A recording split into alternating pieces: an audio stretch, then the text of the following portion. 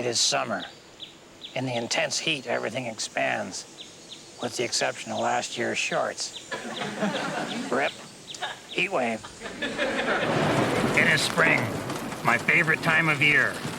Winter is ice and cold and shoveling snow and cars that won't start. Summer is baking heat, sunburned bugs, and noisy tourists. Fall is cold and damp with leaves to rake and everything drying and freezing up.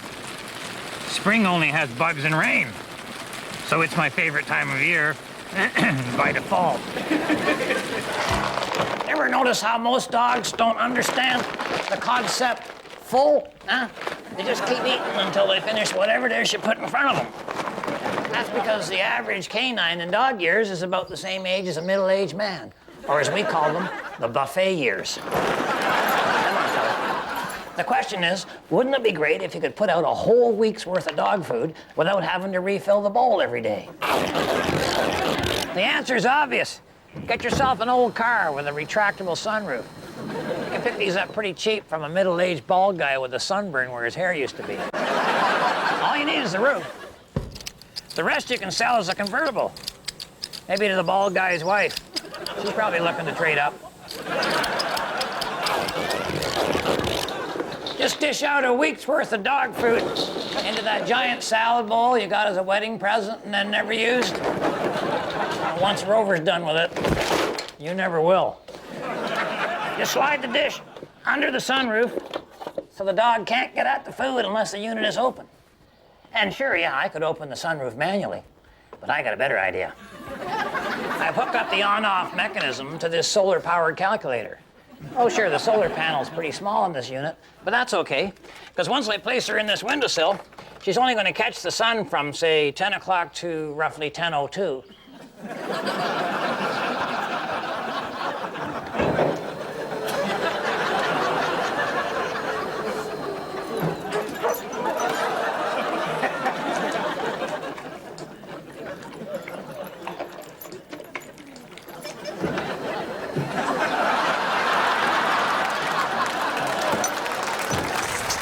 One mark of a real creative person is the ability to take an unfortunate mistake and turn it into an incredible opportunity.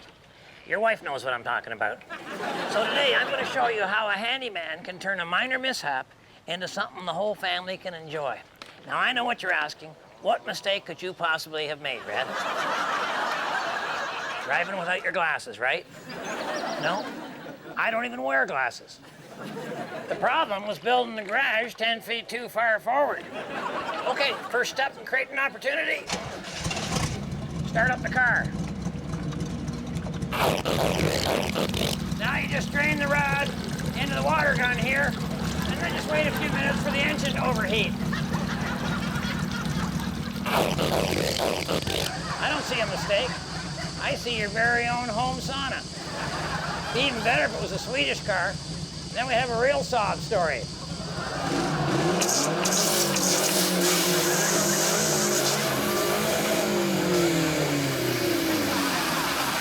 I'll tell you, you have never experienced full-blown terminal boredom until you sit through those holiday pictures taken by Buster Hatfield, or as we call him, the accidental tourist. But I'll tell you, even if you got great pictures, like my slides, you still can't get people to come over to your house and look at them. So that's why this week on Handyman Corner, I thought I'd show you how to make a portable projection system. And I'm not just talking about a slide projector on wheels. I'm talking about this. Your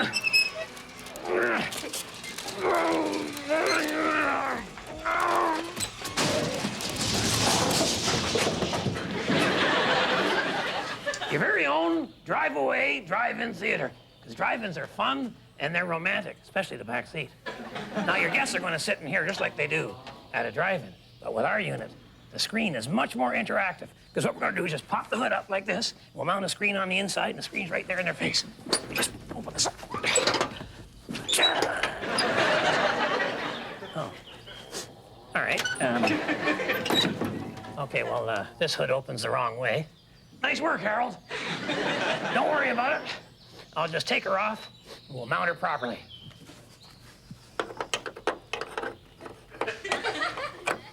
Now, when you remount that, you could weld on the old hinges, or you could bolt on new hinges, or you could use what I use, the handyman's secret weapon, duct tape. Alrighty, now she opens the right way. Thank you just the same, Harold.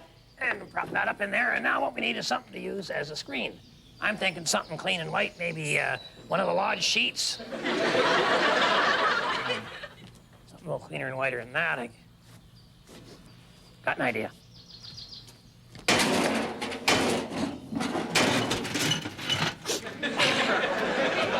Door off a fridge. We'll use that side there. You know, they say you're supposed to take the door off a fridge before you throw it out anyway. And we'll have to throw that one out now for sure.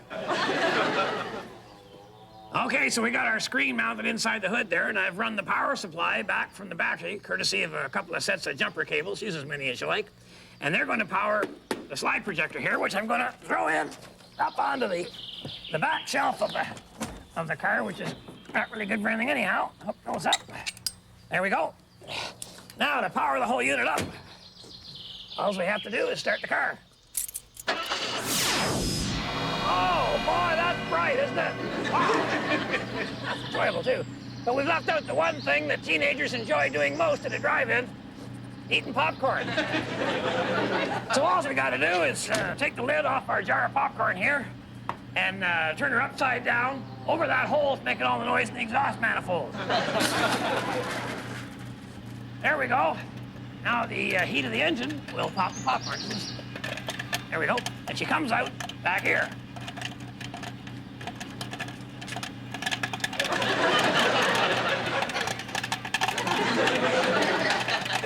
Of course, what you want to do is to attach a piece of flexible piping so you can channel that popcorn up into some kind of a container, like that.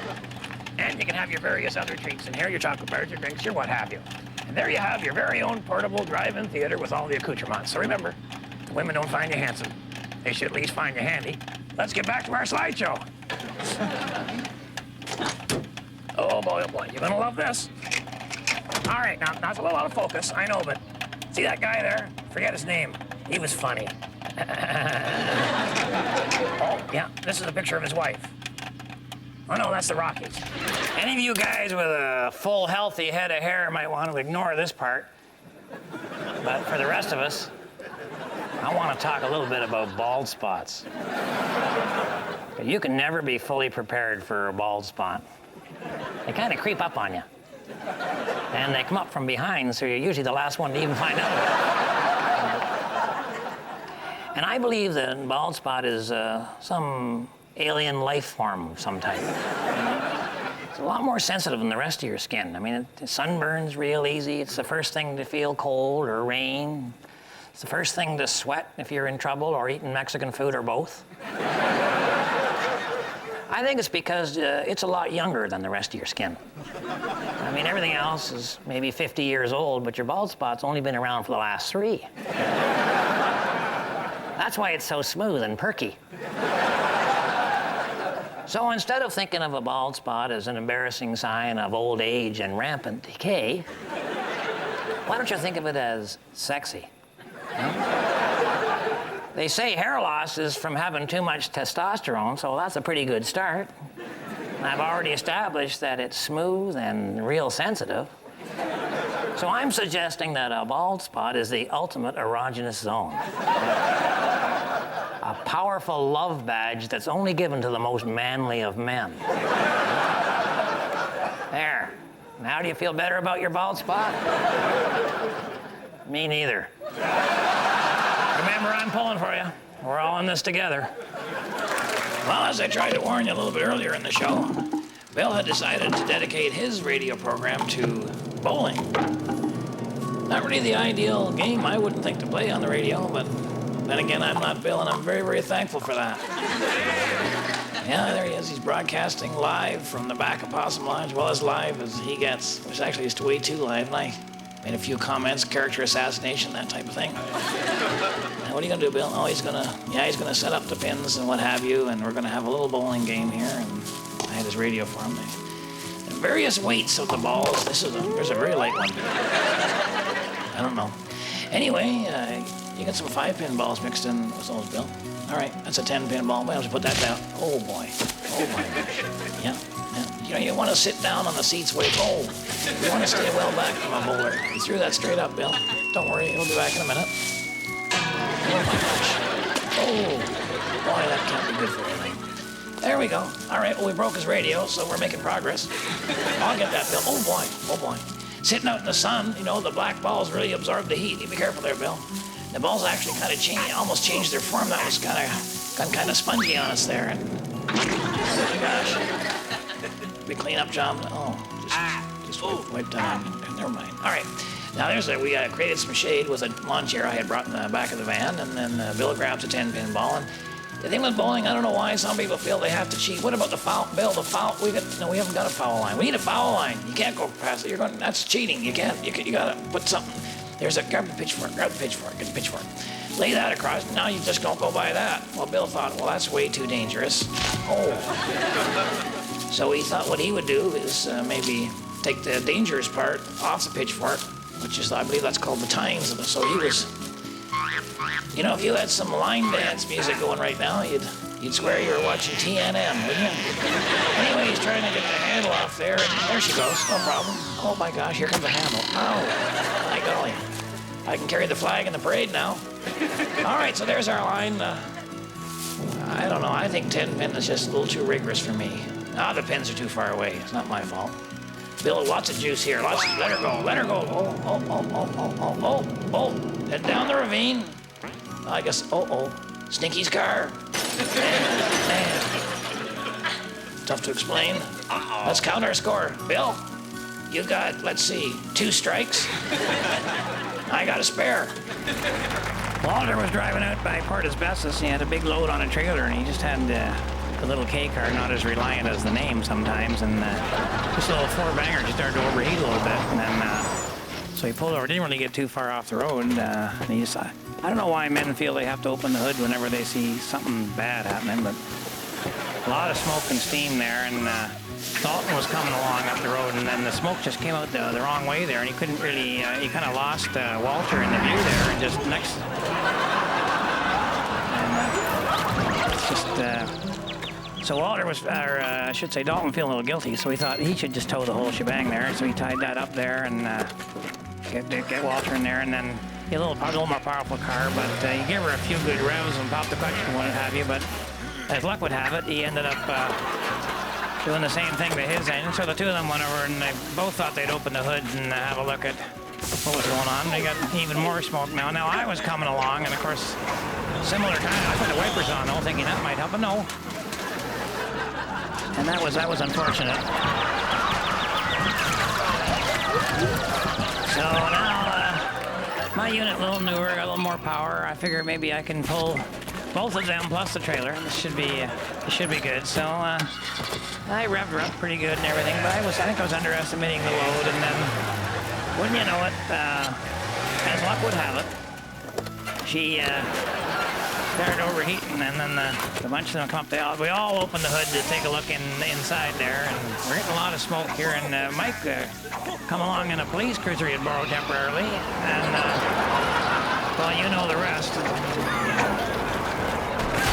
That was unfortunate.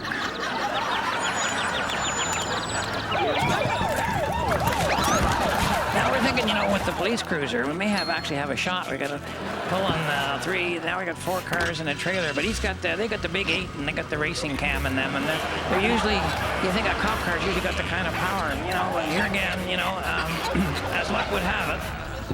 He ended up, so we run it. No, Mike, don't. We gotta stop him. And before you don't, bad things happen when you open the door. Here comes Winston in the sewage truck. So we're thinking, okay, we got a better idea. This whole towing thing ain't working. Here's a better way to go. And so there goes Mike, and then he's pulling up on me, and then right behind me we got Dalton, and then of course we got Walter with the trailer. And we're all on our merry way, because we learned a life lesson here. Doesn't matter how much pull you have, sometimes you need a push. We're having a big drought up here. Hasn't rained in a long, long time. The fountain down at City Hall is blowing smoke, and the bird baths have switched to dry cleaning. Uncle Red. Yeah. No, I had like a canteen hidden in my room. Yeah, I told you not to tell anybody. Unfortunately, you'd already told me, so. You drank the water? No, the possum van did, Harold. Well, she was overheating like crazy. It was going to turn into an espresso machine in there. So, I mean, hey, you don't want to seize that engine. Yes, I do. What? That engine's the reason we don't have an ozone. This drought is the fault of you guys, you know, and your emissions. Harold, the ozone doesn't make it rain. Oh, no? What does the ozone do, Uncle Red?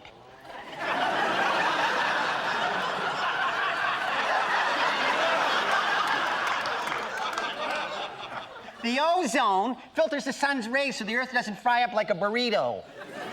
And rain is caused by the evaporation of water, which doesn't work around here because technically Possum Lake is not water. Hey, Harold, it's a liquid. That's close enough, all right? It's a blob. It's jelly. We don't have waves. We have undulations. This whole thing, you know, it's your fault, you know, because you've been throwing like vehicles and lawnmowers and chainsaws in there for the past 50 years. You know what, Harold? I think for the first time ever, you could be, and I think it doesn't really matter who's right and who's wrong. You know what? All we have to do to fix the whole thing is make it rain. No, What? no. Yeah. No, you don't need to make it rain. What? You need to ask for professional help. You should talk. Harold, we created the problem. We're going to create the solution. That's called being a man. Yeah, well, I don't think I want to be a man. Looks like you're safe. We're out here by the main highway at Humphrey's Everything Store to kind of assess the amount of damage done by the storm. And it looks to me like there's been plenty here. That can't be good news for our resident curio and antique collector, Dalton Humphreys. Dalton, exactly how much damage did you sustain out here? Damage? Whoa, not enough for me, I'll tell you.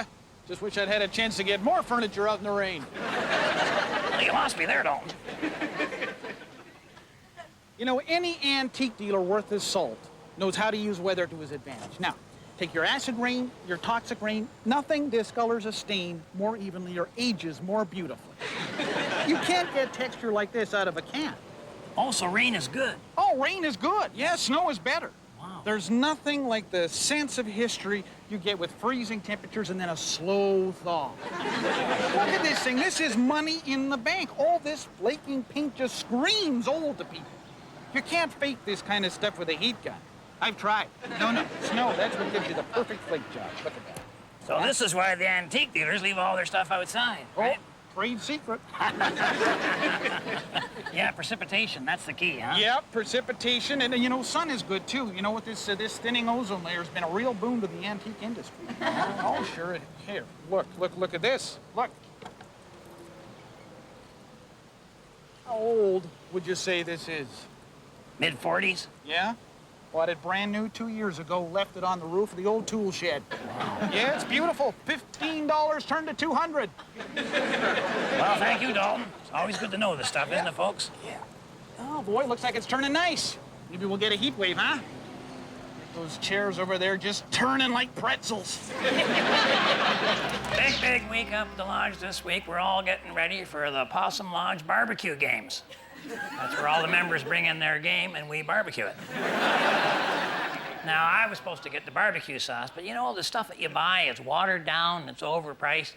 Plus, I forgot to get it. So instead, I went down the basement, mixed up my own. I call it Red's Hot Sauce. Pretty spicy, I'll tell you. My slogan is, who says men never cry? It was either that or wind at my back. Hey, Red. Yeah. Harold's looking for the barbecue sauce. He wants that mild honey mesquite. Oh, no. We're going another way this year, Dalton. Red's Hot Sauce. Oh, really? Yeah. Oh, what's in it? Mainly ketchup, but there's some other stuff. I got mustard and jalapenos and cayenne and wasabi and horseradish in there. And I got some allspice. I got a secret ingredient and one really moist prune. Wow. Yeah. Geez, it looks great. Yeah. What's the secret ingredient? Even I don't know, to be honest with you. You know, there was this can of blue gooey stuff at the back of the pantry, so I could, you know. Mind if I have a taste? No, not that way, not that way. Whoa. Here. Put a little bit on a toothpick and try that. Oh. Yeah. Well. Yeah. You know, that prune gives it a nice... Yeah. Yeah. Oh boy. Yeah. Whoa! Yeah. Whoa! Yeah. That's good. That's Yeah. really good. Yeah. I'm telling you. Yeah. Excuse me. You guys. I don't know what's going on. Have you got a problem or something? Because my loins are overheating. I'm here for the barbecue sauce. What's this? That's barbecue sauce. That's barbecue sauce? Very much so. Okay. It doesn't look like mild honey mesquite. No, it's something a little different. Very much so. Harold, you're the one always complaining that I never try anything new. Okay.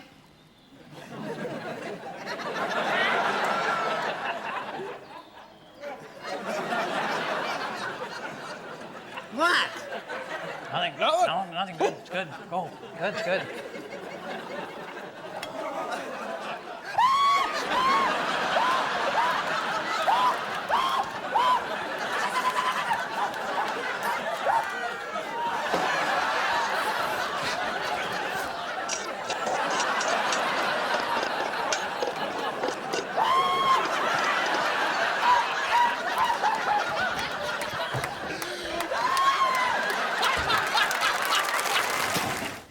You know, in his lifetime, my dad had a lot of pretty distinctive cars. The old DeSoto there with the big fins on her. Oh, gosh, yeah, the big heavy Studebaker. Remember them? Pointed at both ends, just like Dad. Oh, man, I love the Corvair. Had the fancy trim on the side. Another dent in the roof every time you flipped her. Now, these things, the gas mileage was brutal on them there, and the body would rust out every 3 years on her. And, any collision over 10 miles an hour, of course, was fatal. But you just didn't care, you know? Of course, nowadays, the way they're making the cars, they all look the same. This is because they got computers design them, eh? So they're aerodynamic and fuel efficient and all that stuff. But hey, after you do a little bit of shopping or maybe pack for a trip or something, that whole theory goes right out the window. Of course, the fundamental problem with this is the message that all cars should be the same. How long is it going to be before they start saying that all people should be the same, eh? Then a lot of us are in trouble, especially me. To me, people are distinctive individuals, and their vehicles should reflect that. So this week on Handyman Corner, I'm going to show you how you can customize your car so that it'll stand out on the road, in the parking lot, and in the police compound. Let's start with the front end. See, I kind of got a piece of garden hose. This has been sitting on here out in the sun for about 3 days, and it's actually taken on the shape of the front end of the car, hey? So now this becomes our pattern, hey, our jig. So we can cut something out, make a little piece of trim that'll go right on and fit perfectly onto the front end of the car. What are we going to use? Don't get ahead of me now. All right, I got my pattern all traced out on the coo now. All I have to do is cut her off. And for that, I'm going to use one of these fancy little coping saws, just ideal for cutting curvy lines.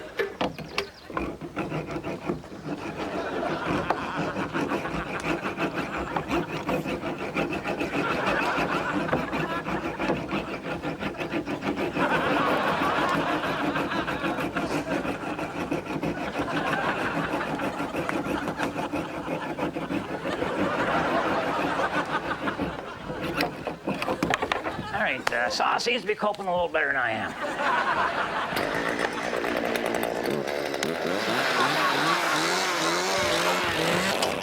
Now she's really starting to take shape, isn't she? And how about this little nifty feature, huh? Hideaway headlights.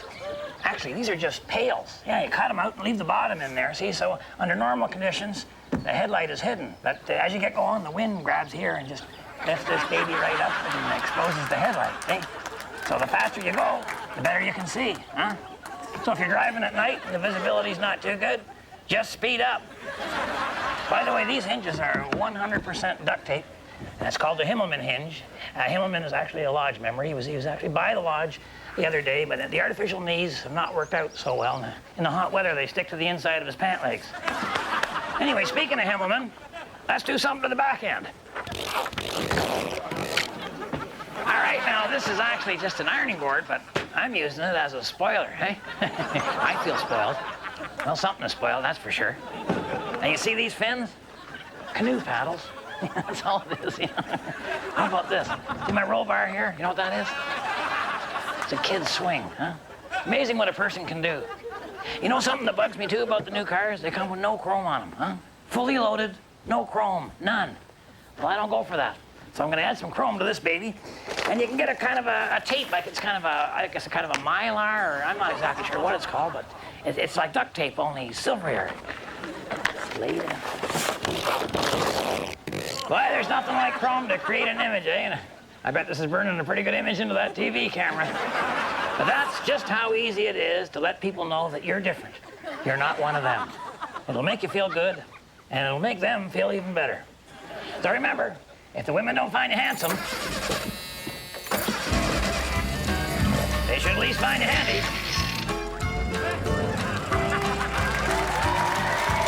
This week on Handyman Corner, we're going to show you a few things you can do with your clothes dryer during those regular 3 or 4 month hiatuses between laundry day. I'm sure a lot of our viewers make the model planes, and you get painting them up with that special lacquer on there that looks so good, but it's very, very hard on the eyes and so on. Wouldn't it be nice to have a nice place to dry those in? Well, I suggest that what you do is take the spinning drum out of your dryer, put some shelves in there, and you can just lay the planes or whatever in there, real nice. You got the heat, it's dust-free, and it'll take the fumes and push them right outside into your neighbor's yard. So I suggest you just set the control on the delicate and run her for about an hour.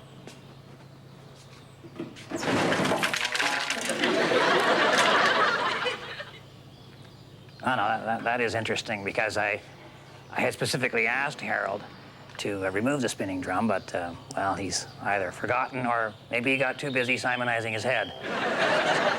So what we're looking at here is 3 years of model building down the tubes. Oh, I'm glad they weren't mine. All right, I'll show you something else that you can do with your dryer, but for this one, we definitely have to remove the spinning drum, which is no big deal. Usually it's got some screws on the back here, or might be some wing nuts, or not a big job. Maybe it's the locking clips on this No. Maybe you got the sliders. Oh. Well, I guess she's probably just a press fit.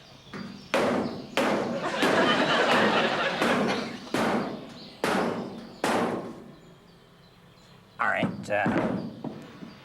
where we are now is what we call the point of no return for a handyman, where in order for me to continue trying to get the spinning drum out of the dryer, which is more trouble than it's worth, I have to make the conscious decision to take this personally. Basically, what I'm saying is, this is my dryer. I own this dryer. I can do whatever I want with this dryer. Whereas what the dryer is saying to me is, oh, no. You stupid, burnt-out old man. There's no way you're getting anywhere near my spinning drum. And to me, this is an attitude that requires an adjustment of significant proportion.